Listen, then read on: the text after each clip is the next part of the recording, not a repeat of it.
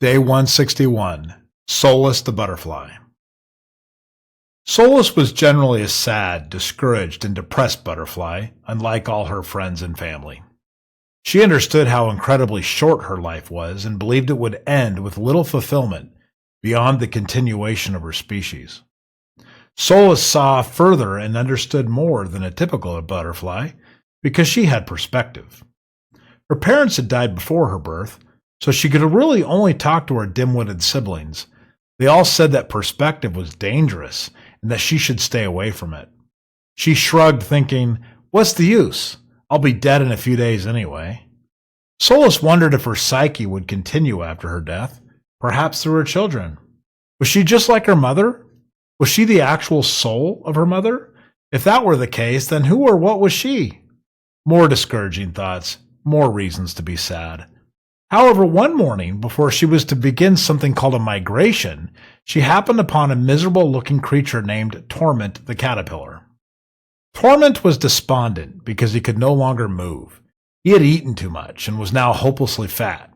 He had devoured almost an entire milkweed plant and felt as though he might burst at the seams. He hung upside down on a branch, looking at the world below, and wondered if the ants were going to crawl up and eat him before the day was done. Just then, a beautiful winged creature landed next to him and stared at him with dark, intelligent eyes. Soon, Torment started speaking with Solace, and before long, he had forgotten all of his pain.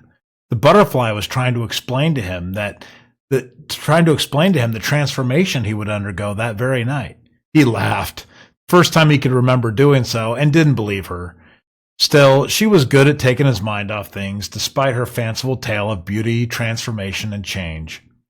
As if a gross, fat, green slug-like creature could ever match her exquisite beauty. She soon had to say goodbye, as evening was approaching.